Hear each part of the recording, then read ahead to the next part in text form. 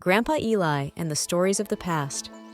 In a small, peaceful village nestled in the hills, an old man named Grandpa Eli sat on a weathered wooden bench outside his cottage. The sun was setting, casting a golden glow over the village, and children of all ages gathered around him. They loved to listen to Grandpa Eli's stories, and every evening, as the day wound down, they would sit by his side, eager for tales from the past. This evening, there were more kids than usual, all bundled in their warm coats. They gathered close, sitting cross-legged on the ground, their eyes wide with anticipation. Among them were Clara, the curious 10-year-old Jack, her best friend who always asked the silliest questions, and little Emma, just 5 years old, who loved stories the most.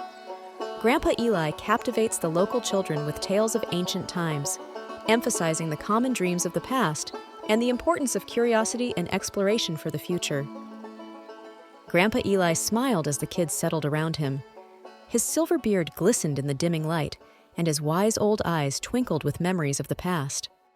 "All right, children," Grandpa Eli began in his gravelly voice, "let me tell you a story from ancient times." The kids leaned in closer. Many, many years ago, there were no cars, no airplanes, and no electric lights. The people lived in small villages, just like ours, but they traveled on foot or by horse. If they wanted to communicate with someone far away, they wrote letters by hand or sent messengers. Clara's eyes widened. "What? No phones?" "No phones, no TV, and no internet." Grandpa Eli chuckled at Clara's astonished face. The world was a quieter place back then, but there was always something new to discover. Jack raised his hand. "Did they have games like we do?" Grandpa Eli's smile grew wider. "Oh, they had games, Jack, but they weren't always the same as yours. Kids back then would run and play outside, using their imaginations.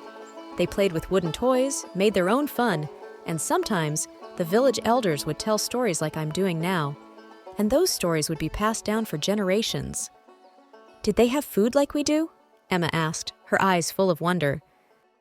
They did, but their food was much simpler.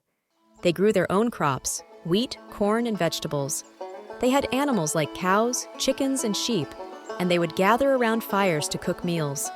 No microwaves, no fast food restaurants. The children giggled, imagining life without the things they were so used to. "Life was different, but not in every way," Grandpa Eli said, his voice softening. "The people back then had the same dreams as you. They wanted to be happy, healthy, and loved. They wanted to help their families and make their world a better place. And just like you, they asked questions about the stars, about the earth, about life itself." Grandpa Eli paused, looking up at the sky. "You see, the people of ancient times looked up at the same moon you see tonight. They didn't have telescopes or satellites, but they watched the moon rise every night and wondered about it, just like you might." Clara's eyes sparkled. "What did they think the moon was?" "They thought it was a magical place," Grandpa Eli replied. "Some believed it was a god watching over them, while others thought it was a reflection of the sun's light. They didn't know about craters or lunar rocks, but they had their own ways of connecting with the moon. And that connection, just like yours, is what made it so special." Jack leaned forward. "Did they ever go to the moon?" Grandpa Eli chuckled.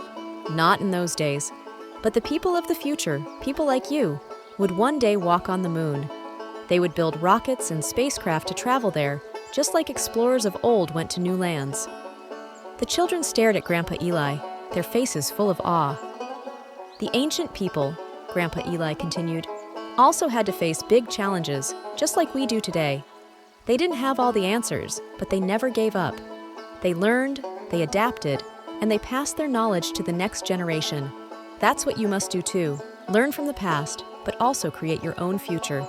The world is yours to explore." Clara smiled, feeling as though she could almost touch the past. "Do you think we'll discover new things, like they did?" "Absolutely," Grandpa Eli said. "Every new day brings the chance to learn something new. You'll find your own way to make the world a better place, just like the people of ancient times did.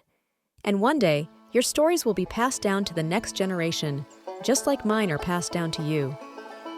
The children sat quietly for a moment, their imagination stirred by the adventure of ancient times and the endless possibilities ahead.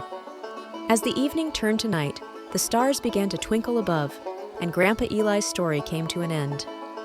"Now," he said with a wink, "it's your turn to make history. Go on and live your adventure." With that, the children jumped up, full of excitement.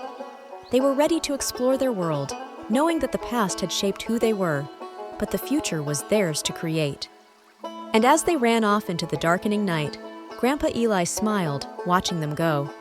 The circle of time was ever turning, and the stories of the past would always find a way to light the way forward.